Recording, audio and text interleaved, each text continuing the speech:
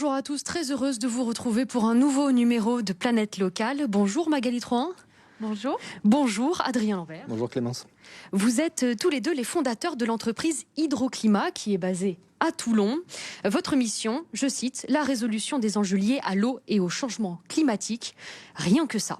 Vous proposez entre autres des projections climatiques et hydrologiques jusqu'à 2100. Pour rappel, nous sommes en 22 aujourd'hui. En 2022, vous allez jusqu'à 2100. À quoi ressemblent vos prévisions, Magali, en 2100 ? Alors, ce que nous proposons, en fait, ce sont des prévisions aussi bien cartographiques que des analyses de risque au changement climatique. Et bien, nous adressons toutes les variables du cycle de l'eau, aussi bien atmosphère que ressources en eau. Il va y avoir de l'eau en 2100 ? Dépendant des endroits dans le monde où vous vous trouvez, plus ou moins. Si on parle du Var, par exemple. Alors, ce qui est prévu, et sur lesquels on a à peu près tous les modèles convergent, c'est qu'en fait, on a le milieu méditerranéen en fait, va devenir plus sec et un peu moins humide dans le sud de la France, en fait, et la limite, effectivement, du milieu méditerranéen va se déplacer de 300 à 400 km vers le nord.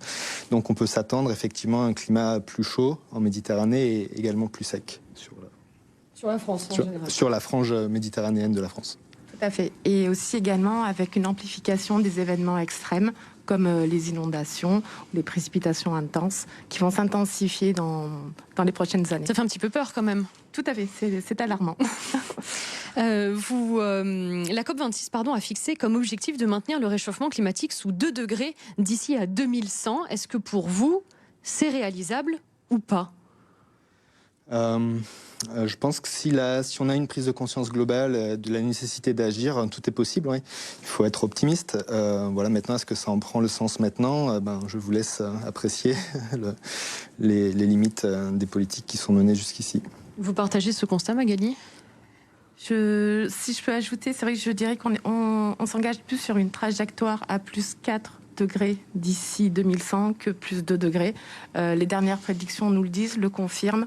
Malheureusement, on sera au-delà de plus de 2 degrés. Vous vous appuyez pour vos expertises, notamment sur l'intelligence artificielle. Comment ça fonctionne ? Alors, c'est vrai que nous utilisons un ensemble de modèles qui sont à base physique et nous utilisons l'IA, l'intelligence artificielle, pour renforcer, supplémenter nos modèles afin de proposer en fait des prévisions, des projections climatiques les plus fiables possibles, qu'on appelle des projections de consensus. Quels sont vos clients ? Qui est intéressé par vos prédictions ? Alors, plutôt que de parler de clients, on va parler de marché. En fait, nos prédictions intéressent beaucoup de marchés, intéressent de plus en plus de marchés, car aujourd'hui, le changement climatique est un problème qui touche à peu près tous les secteurs d'activité, donc aussi bien le privé, qui est très très réactif, principalement l'agriculture bien sûr, mais aussi les gestionnaires et les exploitants d'infrastructures.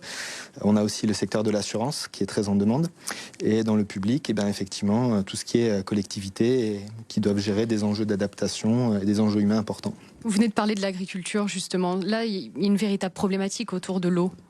Oui, tout à fait. Il y a une véritable problématique autour de l'eau. Ça fait un moment qu'elle est apparue, mais là, elle est de plus en plus prégnante.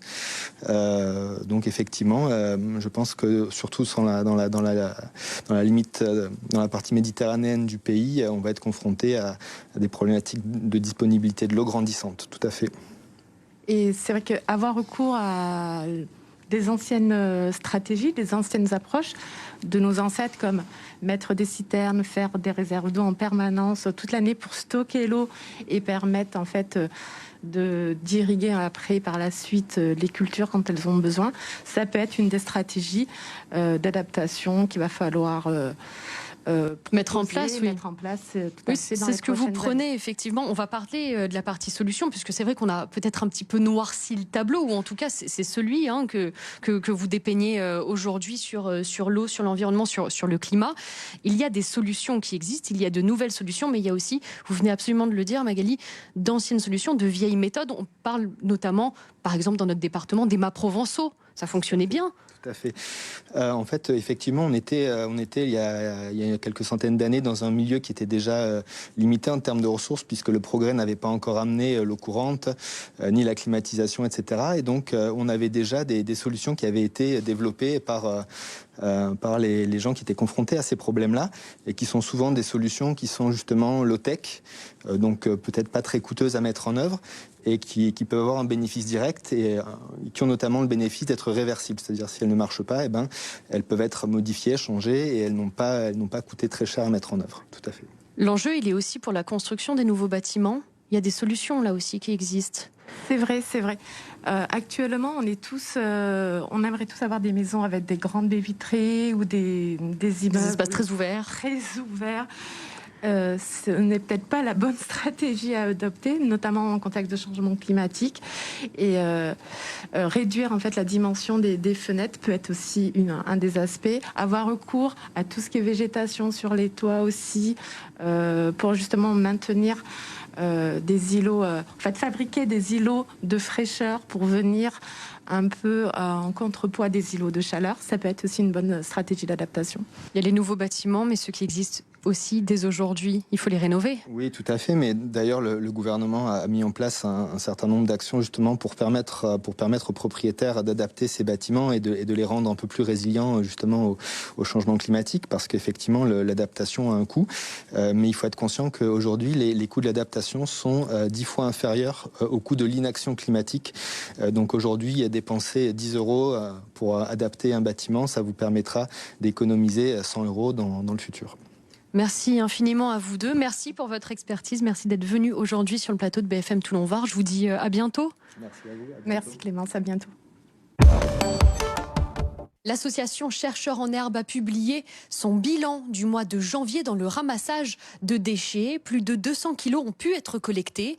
Parmi eux, 52 kilos de plastique, dont 105 bouchons qui trouveront une seconde vie grâce à l'entreprise Sauvage qui va les transformer en bijoux. Prochaine collecte le samedi 12 février à l'Égoutier à Toulon de 9h à 11h. Toutes les informations sont à retrouver sur la page Facebook des Chercheurs en Herbe.